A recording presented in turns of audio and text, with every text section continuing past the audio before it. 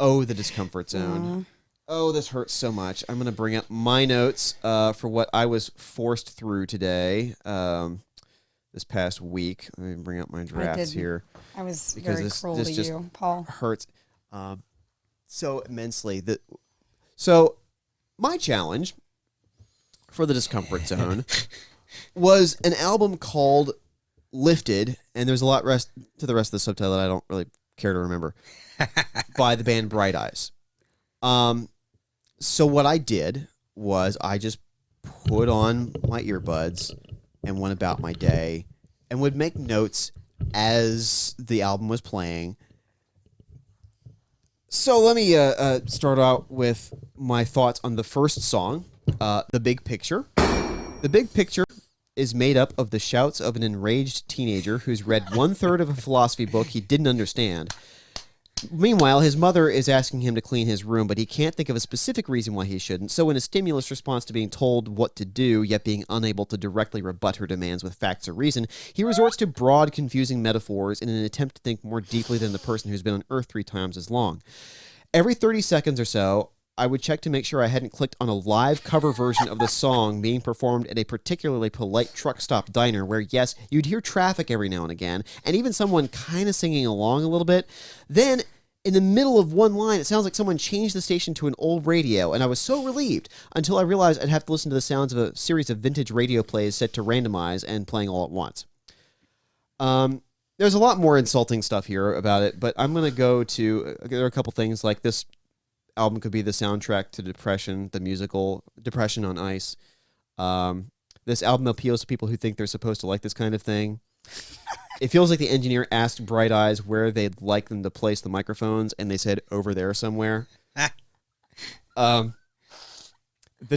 then the song. I'm going to try to do this title. You will. That's the title of the song. The direct, clumsy lyrics kept making me wish the robot devil would show up and yell, "You can't just have your characters announce how they feel! That makes me angry!" At some point, I just wrote down the line, "You guys want to do a second take?" Let's see what's... oh my gosh. Let's see, what else did I write down here? Oh, yeah. Okay. Don't know when, but a day will come. Best song so far. We've crossed over into actually being really good. This is evocative of a Western where the forlorn hero is wandering the desert in between having his land stolen by a robber baron and the final showdown where he kills the robber baron. I loved the beginning of the song. Then Connor Oberst, the singer, starts talking about how he's had his share of discipline and was told to sit in a chair, and I instantly got whiny entitled suburban teenager whiplash. I find myself occasionally shouting at the song, "What is that line even supposed to mean?" I've read some books and I've grown quite brave. Is something I'm pretty sure I heard shouted in a mall food court from a 13-year-old who's pissed his mom won't let him get an eyebrow ring. Fun fact, I read the alternate title of this song was Nihilist Ramblings of an Unsatisfied Fry Cook. Okay, I lied. That fact isn't fun at all.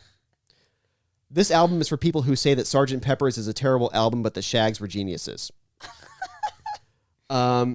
I'm beginning to suspect that these aren't separate songs, but rather one long song where the next track markers on the CD were decided with coin flips. I might steal that line from you, Paul. Feel free to. People call Connor Oberst the singer and main lyricist this generation's Bob Dylan, and that's true. Bob Dylan was pretty unlistenable most of the time, too. Okay. So I wrote a lot more about these various songs. I'm going to try to read this as verbatim as I can. This will be my last 2 points here. I really want to know what is supposed to make this album great. This experience of listening to this reminded me of going to an art gallery where I would bask in the sublime mastery of a Rembrandt, the color and shade displaying grandiose skill resulting from a lifetime of sacrifice and obsession to hone a craft, only to turn the corner and see a tattooed, green-haired 24-year-old with a corduroy jacket over an ironic Duran Duran t-shirt standing next to his art that consists of an upside-down 6-foot-tall stitched-together series of photocopies of George W. Bush with the words "Let Fascism Die" written on it using, according to the artist, guinea pig blood, because we are all guinea pigs of the establishment's experiments in creating happiness for the 1%ers, man, on the back of the 99, man. But happiness, the artist assures me, is an illusion. And in this moment, seeing his work, I must agree. Connor, your masterpiece hurts me. Your attempt to juxtapose beauty, such as the gorgeous string sections or atmospheric cowboy guitar and harmonica, with your tuneless, off-time, poorly mic'd, bratty tantrum wailing of your obvious, shallow, immature, entitled, aimless, and narcissistic lyrics, makes me wonder if you'd even had the concept of music described to you prior to recording. I'm not sure you know what music is supposed to sound like. I'd rather listen to T-Pain's vocals pre-auto-tune. I'd rather have Corpse Grinder from Cannibal Corpse perform the entire back catalog of the Spice Girls in my living room a cappella with me unable to leave and on fire. And I say all this, and I'm concerned about insulting Bright Eyes too much, because if they hear about this, I'm sure Connor would write a song, with over top of harmonica, strings, a jazz drum kit, and guitar playing.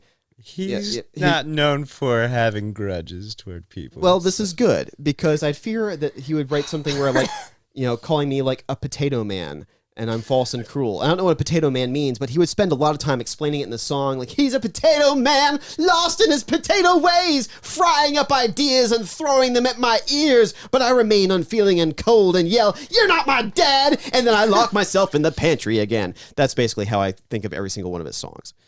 Okay. So I hated this album, but I'm glad I listened to it, because it is considered great, and I need to hear things that are outside of my comfort zone. I just want to know why people like this. Jeremy, and I know you can explain it because you like this album. I know you like this album. I'm actually a huge fan of this album. It's one of my favorite from the early 2000s. And I'm coming to terms with that. It's like let's go over this. Let's see what's the major problem with some of these lyrics. I've chosen some of my favorite ones. This is Bowl of Oranges. I'm going to go straight into the second verse of this and see what you think. All right. Are you going to play it? Should we just play it no, rather than me talk? Just talk about it. Yeah, just read the... I want to hear both of yours without having heard it. Yeah, here we go. Right. Here's the lyrics. Essentially, second verse. The structure is untraditional, so whether there's actual verse, chorus, things like that is unknown. Paul's sensibilities. So here it goes. So that's how I learned the lesson that everyone's alone. Your eyes must do some raining if you're ever going to grow. And when crying don't help, you can't compose yourself. It's best to compose a poem. And an honest verse of longing or a simple song of hope. That's why I'm singing, baby, don't worry, because I got your back. And every time you feel like crying, I'm going to try to make you laugh. And if I can't, and if it just hurts too bad, then we'll wait for a while. Then we'll wait for it to pass. And I will keep you company for those days so long and black. And we'll keep working on the problem we know we'll never solve. Of love's uneven remainders, our lives are fractions of a whole. But if the world could remain within a frame like a painting on the wall, then I think we'd see the beauty then. We'd stand staring in awe at our still lives posed like a bowl of oranges, like a story told by the fault lines in the soil. I'm going to be honest here. I would rather listen to you read It's the better lyrics. as spoken word poetry. It's so vastly much better. I still hate his whole using rain as a metaphor for crying. I feel like it's heavy-handed. But beyond that, hearing you read them is light years ahead of listening to his vocal style is best described as, "You can't tell me how many mozzarella sticks to eat, Mom." He has a very shaky, worldly voice somewhat. So that's I can understand why people don't like that voice, but it's like death. And they're screaming and stuff like that. Yeah, you got to get past that idea. Oh, and by the way, Death's lyrics are not good. I actually think that Conor Oberst and Chuck Schuldiner of Death are two sides of the same coin. It's just that I can't understand what Chuck Schuldiner sings, so I accept it. Yeah. Full disclosure, as someone who has not listened to the album, compared to what you were describing, I like Jeremy as a spoken word poet much better. Yes. All right. Connor, release a spoken word album. I will buy it. I will totally buy it. Just soft ASMR music in the background. Right. Like, have someone else record it, by the way. Just Here not we go. You. Now we got From a Balance Beam. Here's some lyrics from a balance beam. Oh, I remember this one. Yeah. It was in a foreign hotel's bathtub. I baptized myself in change, and one by one I drowned all the people I had been. I emerged to find the parallels were fewer. I was cleansed. I looked in the mirror and someone new was there. Still, I was helpless as a chess piece when I was lifted up by someone's hand and delivered from the corner my enemies had got me in. But in all my salvation, I still felt imprisoned in that holding cell that is myself. So I wait for that day when I hear the key as it turns in the lock, and the guard will say to me, "Oh, my patient prisoner, you have waited for this day, and finally you are free." Part of the issue is that these lyrics that are working better, I still, the baptizing all the people that I used to be, it hurts a little bit.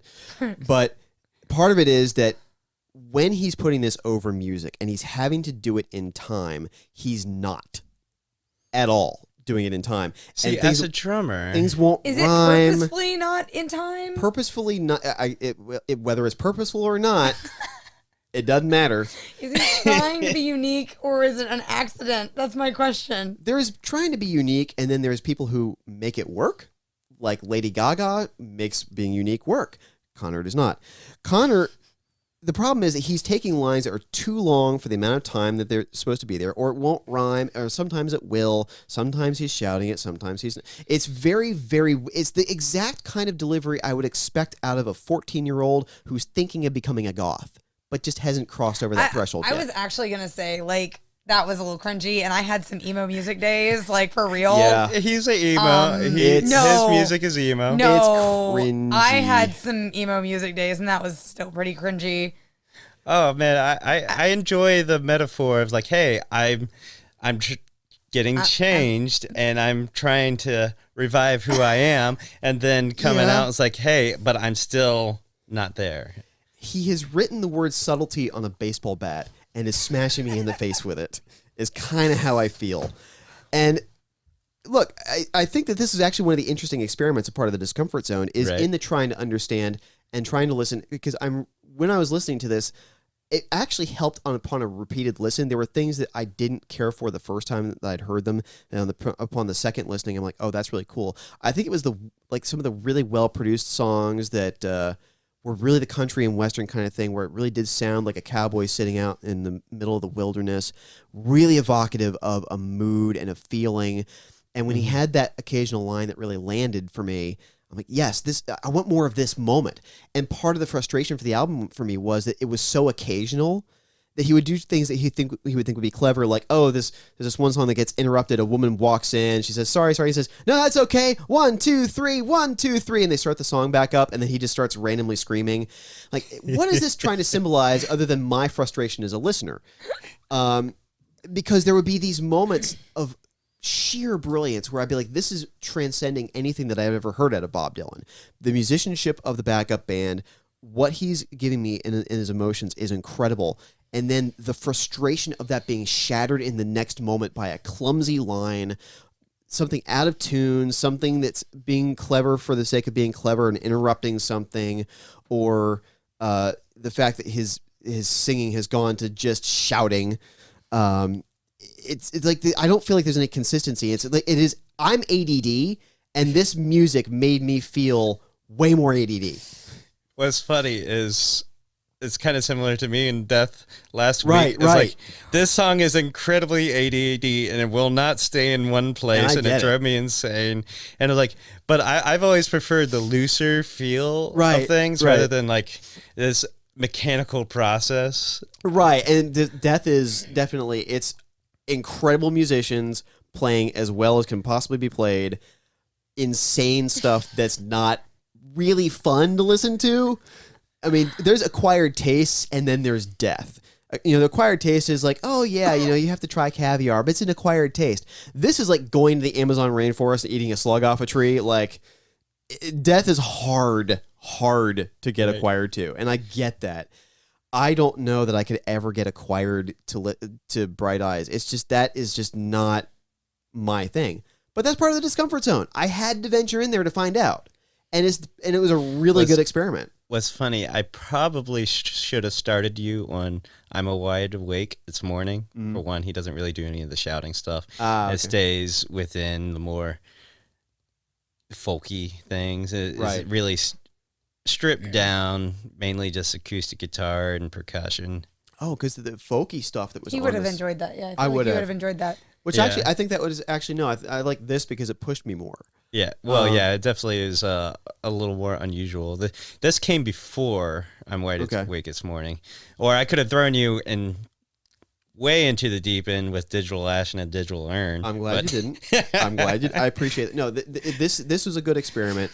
I like things that are out there. I just don't think it's my kind of out there. Oh yeah, and I'm kind of with you. Like not having listened to this, I like weird music, but I have no musical training whatsoever, other than like you tried to teach me to play guitar, and I fool around with the violin a little bit, but like I don't have the kind of musical training that you do, and like I like strange sounds, but at the same time, like composition to me is very important. Yeah. As a listener, and like when the composition is wrong, I don't like it, and I feel that way about this album just having heard you talk about it. I have to have an either or. I have to have either phenomenal musicianship or incredible songwriting, and I wasn't feeling like, both is ideal. I have to have both. You know, I will turn. It's not very common you have both, though. That's the problem. Like like shredders, like shredder guitar players who are also like really well known and like people like their solos. Like you have Eddie Van Halen and Marty Friedman, and that's about it. You know, like they're really like their solos are on like really high selling albums and pop albums. People like them a lot. You know, so it's like, you know, Yngwie Malmsteen's never going to be number one on the Billboard charts. You know, so musicianship and songwriting are usually, you know, kind of never the twain shall meet. And when they do, it's a phenomenal thing. Okay. So I said some pretty mean things about this album you like. And I certainly don't say these things to offend, but this was written basically as I'm listening to it. I'm like, this is the thought I had at that moment. Like, oh Lord, I have to type this down. Believe me, I did not give it to you thinking you would like it. Fair enough. This is a really strange experiment, though, to do on the internet. Can I just say that real quick? Because, like, it's not often people are like, let's rip apart things that other people like for the sake of trying to understand why they like them. And I don't think we're here to be offensive. Like, no, we're not. But you present a good argument, and I find myself agreeing with him. Well, and the thing, like I'm happy to admit I was wrong about American Horror Story. Like season 3 blew me away, and you guys were totally right. And I was actually really happy that you pushed me into that. The first season I couldn't do. I could not do it. But that third season with Kathy Bates is blowing my mind. So you never know. I mean, that's why we do this. We push ourselves into new things. Okay, so Sydnee, what were you challenged to this week? You challenged me to that's watch right. Metropolis. So things people probably don't know about me is I'm ADHD as I'll get out as well. And so silent movies that are also in black and white. 2.5 hour silent that are movie. 2.5 hours long. This was a special kind of torture. I am not shocked. I'm not There shocked. are words that he won't let me say on air that I could say. And okay, realistically, I did not finish the movie. I'm be real. I tried. I gave it a really good shot. We also only had 3 days to do this week. That's true. It's not our normal amount of time we try and give these challenges. We did a breakneck pace for this week. We did a lot this week. So hence my brain freeze. Yeah, it's probably not the best night.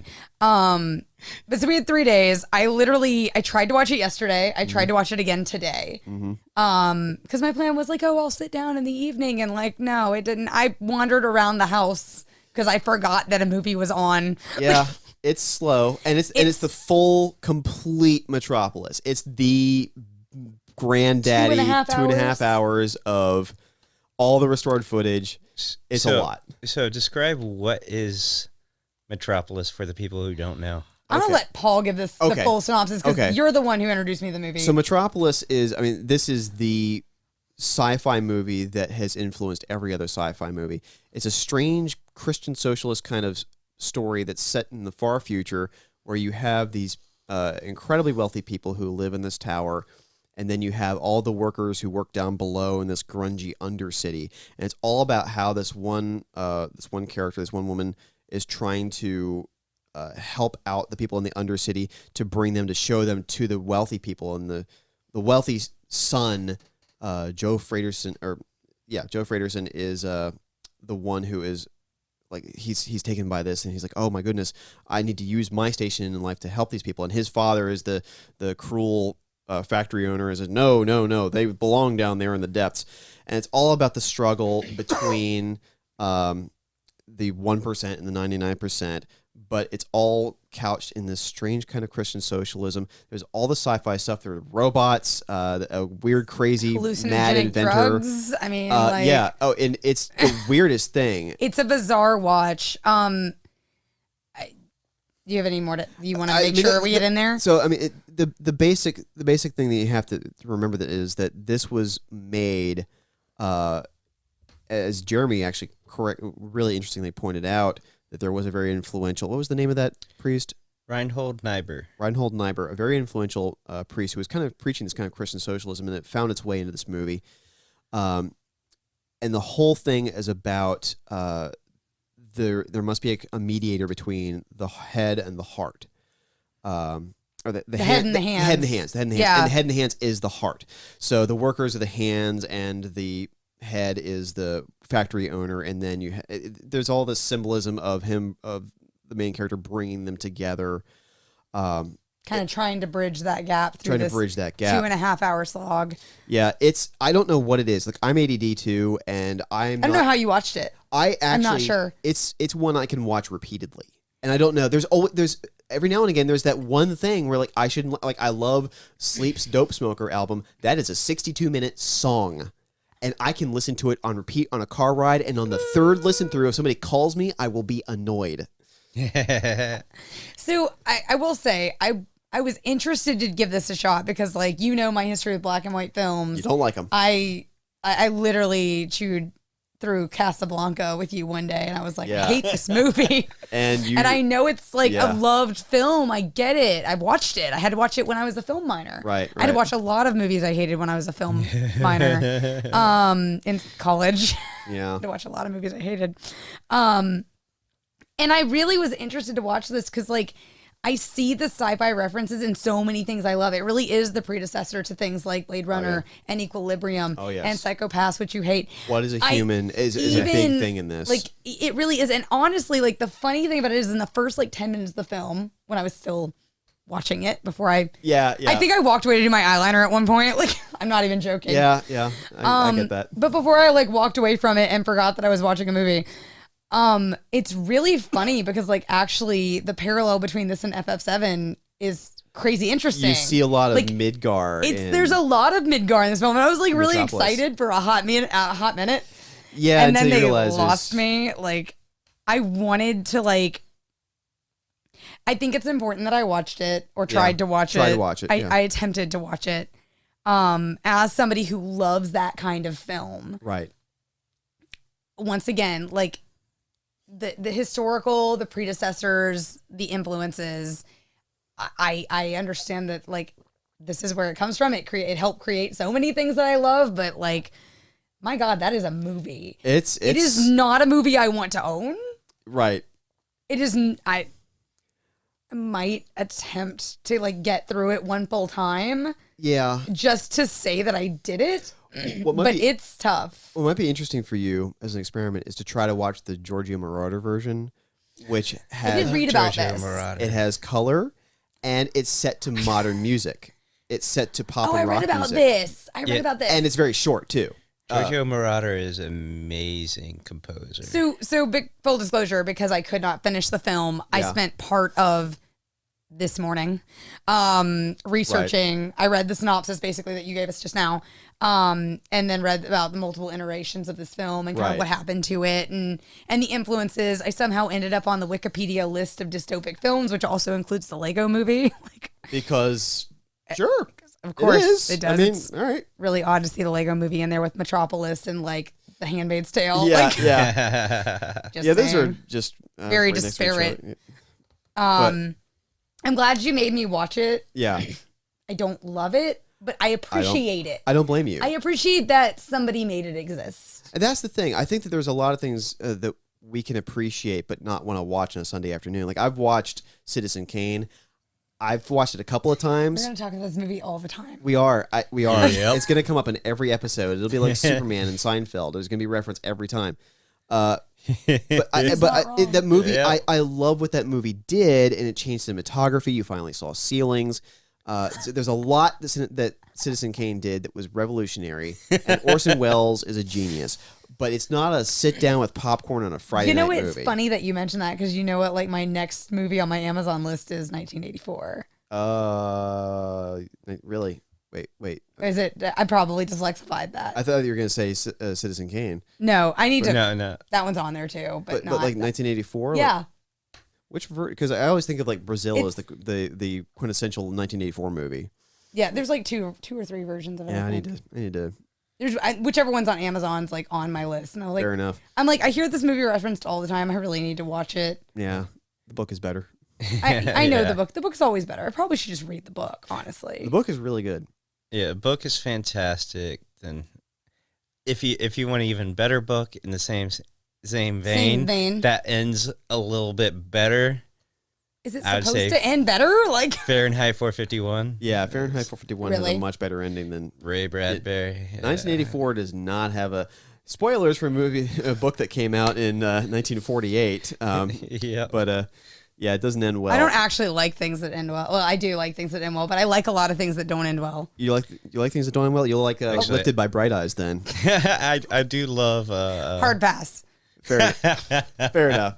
Okay, so Metropolis was what you tried to slog through, and I don't blame you for not getting through it because it is. I gave you the hardest one. It's the full if version. If it wasn't 2.5 hours, like Watch the try the Georgia Marauder version with the modern music. It's really heavily edited. It's like I think it's more heavily edited than the what got typical me American edit. when I read about that one was the music. I was like actually Yeah. really excited for the music in that one. I was like, Yeah. they've got like rock stars doing this. Yeah, it's really cool, and they have weird colorized sections. It's really strange to watch, and you might actually enjoy that. They Also- and they removed the intertitles, and it's all subtitles. I was about to say because like I want to dock points because they're like That's words. just silent film. I understand, but like And they did that for international audiences. I know. And actor Lon Chaney argued that silent film should have coexisted with sound movies because his parents were deaf and they needed something to go see at the theater, and they could go see silent movies. So, I miss a lot of the pantomime and such. But anyway, that was a good attempt at the slog that is the complete Metropolis. I'll do better when I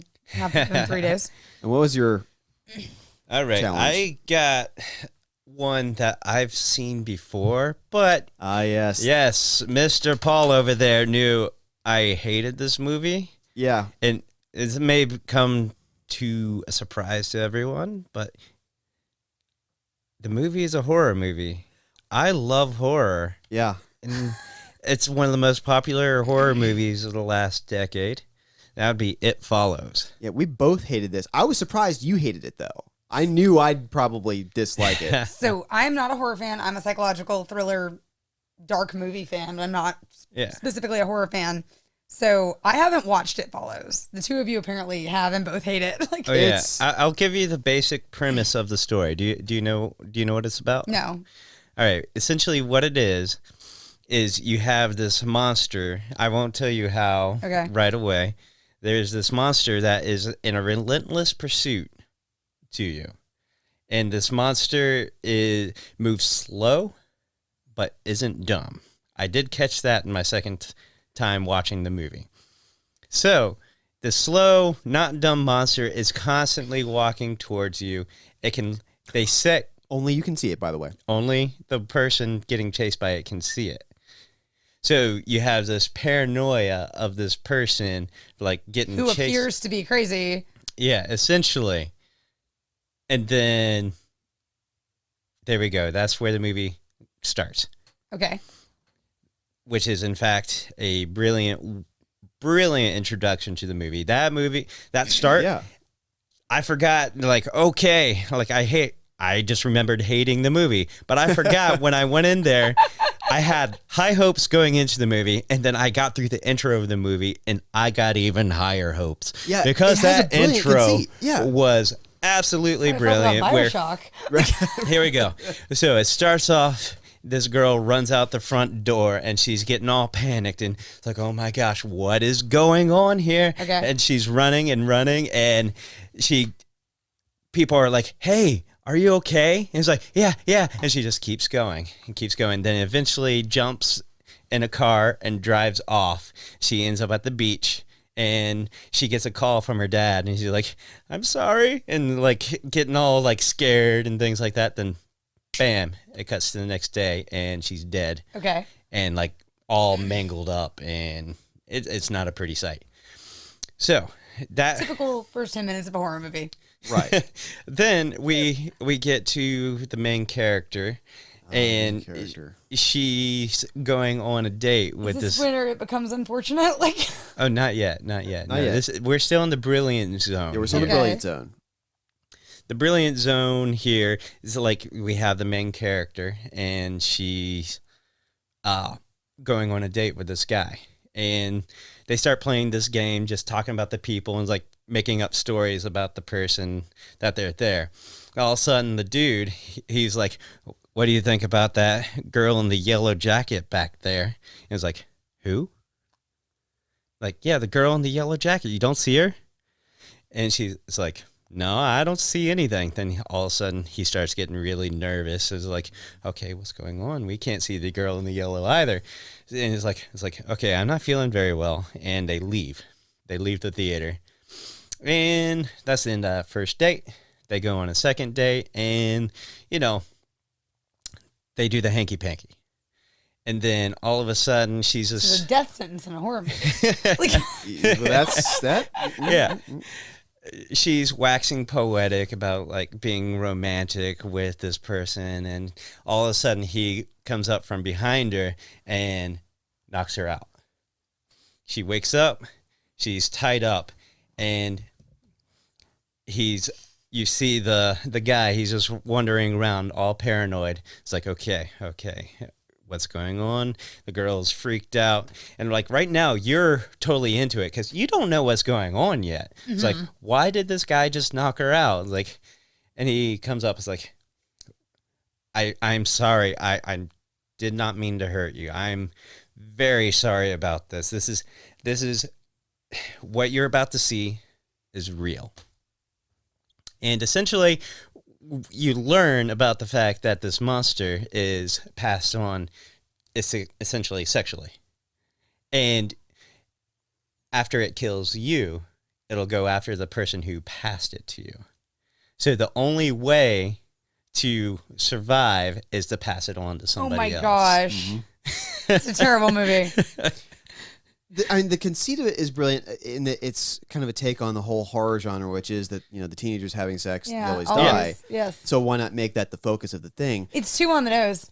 Well, and the thing is that it's played out dumbly too. Okay. Well, yeah, like, Great, and this, like it gets at worse. this point, okay, you're completely sold because of the way it's shot, the music. I'm willing to follow the on the nose because it's so well done at this point, and the music is amazing. But hearing about it like from a third person perspective, like that's real on the nose. It is. It doesn't feel as on the nose when you're watching it. I'm just describing exactly what it is. Yeah. He's not nearly on the nose.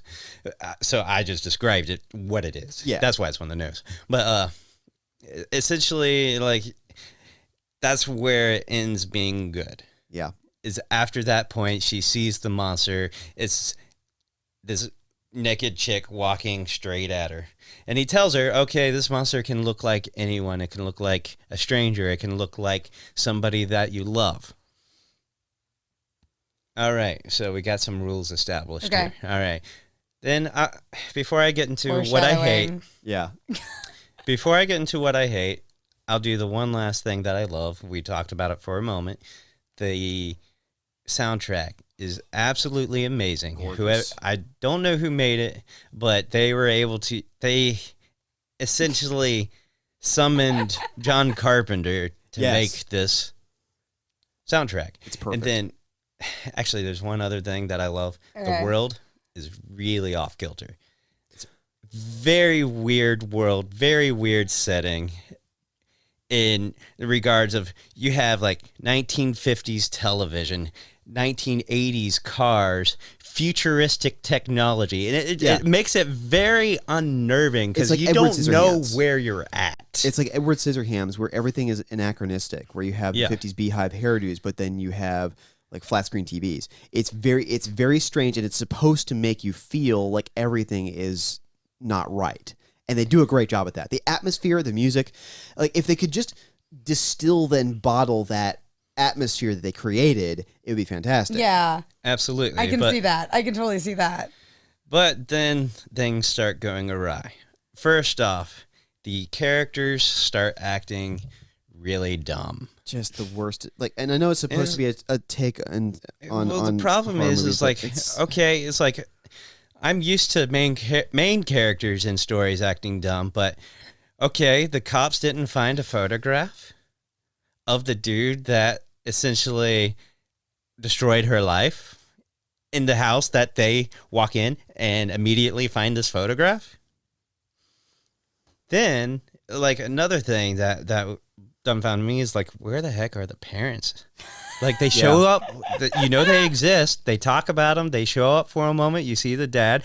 In fact, the monster becomes the dad later on, which... Yeah, but they're not at Camp Crystal Lake out in the middle of nowhere. They're in their house. Like, yeah, so like when they just run off to the beach in the middle of nowhere... do you have to be his parents? Like, it's like, how do you go this? It's during the school year. They're going to school during all of this.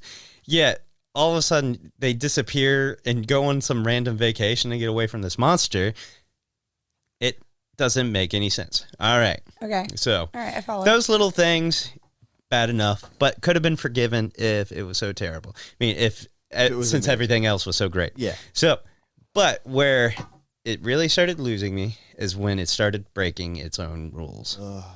The monster broke its own rules. And because it broke its own rules... The moments that you were supposed to have tension, like we had the tension earlier in the movie, had none whatsoever. Because one of the rules is it could be anyone. It could be a friend, a stranger, anything like that. But yet, every time the monster is on screen, it is always a horrific representation of something. And it is almost always naked. Like, for some reason, when it's supposed to always be following you, they walk by the house and she sees her naked dad on top of the roof. Standing there. Yeah. Like, the monster isn't supposed to be just standing there. It's supposed to be constantly moving after you. For you. Yeah. Then another thing is like, okay, added, it's always moving forward. It can be anyone. It's like, clearly it's not always moving forward.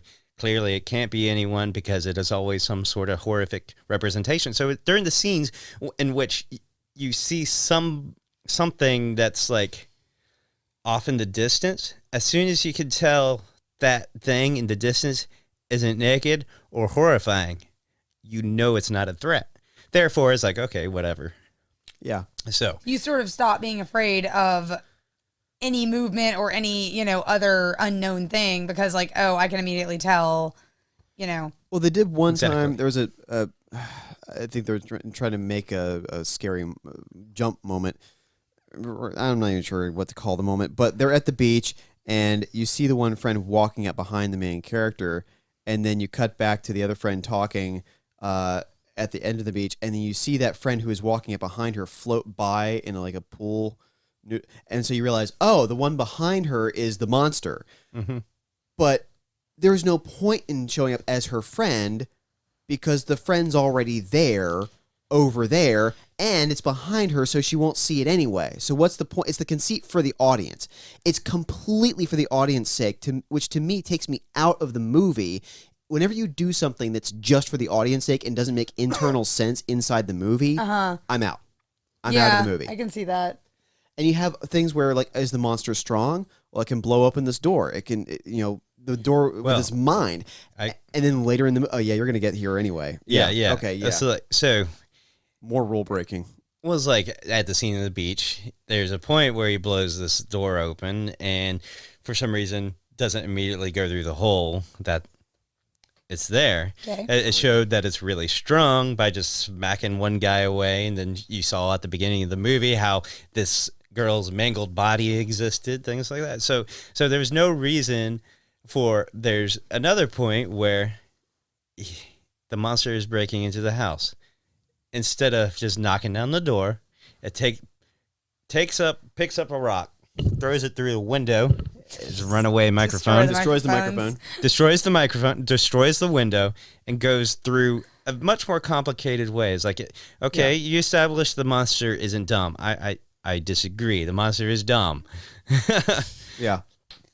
Then Okay. later on, like, you have this inconsistency. Is the monster dumb? Is it smart? Then all of a sudden, at the end of the movie, it does something that it's never done throughout the rest of the movie. Is they set up this trap inside of a pool where they're going to throw electronics inside the pool and shock it and kill it. So Based on what premise, though? Hey, well, good we question. don't. To be fair, in this regard, they don't know if it's going to work. Okay. So it's like, maybe this will work. It has a physical form. We've hit it before. Okay. It's hit us before. So that part is not a big deal. So, but what the big deal is, all of a sudden, this thing has enough thought to realize, even though it doesn't see them set the traps, it knows there's a trap there, and avoids the pool entirely and starts taking all the traps and throwing them inside the pool with one of the people that was in there as bait. Yep. So, Is it smart or is it dumb? Is it You smart don't know. or not? We don't know. yeah, so the internal logic of the movie just took me completely out, took all the tension out, and that is why I ultimately hated the movie, despite all the great elements to the movie. And there were a lot of great elements, some good surprises. At the end of the movie, there was a great question mark. Is the thing still out there? Is it following them now? You don't know. But every decision the main characters make is stupider than you would expect out of a horror movie. Out of a horror movie. And again, the rule violations, which I find unacceptable. Is it strong or is it weak? Because there are so many ways to escape this thing that people have, much smarter than I am, have talked about on the internet. Fly to another place in the world, be there for a while, let it follow you for a bit, and then fly back. You can keep it walking around. And it's too easily trapped. It's a dumb movie with some great elements to it. It sounds like it was trying to be, like, just from what you're telling me, and now I'm kind of tempted to watch it just to see. But, like, it sounds like it was, like, well shot, well developed, well planned, with just, like, not a very smart horror movie, though. Like, great parts chunked in form. Yeah. And this is why I gave it to Jeremy for the Discomfort Zone, was not just because I knew that he would have good thoughts on it, but because I wanted to know why this, out of a genre that you love, did you not like it? and other people When it's love well it. regarded Yeah. among the horror community. Yeah. Though it is actually it's a strange rather thing. divisive in the horror community as well. So Yeah. So pushing it That out of your makes it a comfort good zone one. Yeah, Like, Mhm. exactly. I am going to have to watch The Office, which is going to hurt me greatly. And sorry. Sid- I'm sorry. I know. That was a challenge from Sydnee. She knows I hate The Office. In my defense, I hate The Office too. Well, I don't hate it, but I don't like it. Fair enough. I actively despise it. I'm the most friendly toward The Office. He is the most friendly. You're office friendly, which is infuriating to me. And Sydney, what were you challenged to? I was challenged to the album Anonymous by the band Tomahawk by Jeremy. So she has to listen to Tomahawk. Or was the I band? in reverse? No, Tomahawk is the band. Okay, So cool. you have to listen to the band Tomahawk, which is going to be an experience. Jeremy, what are you? Paul over there, he challenged me to a TV show called The Max. The Max, based on the comic book. Actually, I challenged him to both, but the TV show is a lot easier to get access to because it's all online. The Max, MAXX, great Sam Keith comic book from the early 1990s, obscure. And part of the Discomfort Zone is not just challenging each other to things we hate, but the things that we've never heard of, never seen, to try to, again, get us out of our comfort zone. So until next time, continue being casual fanatics. I know we will be. Bye. Toodaloo.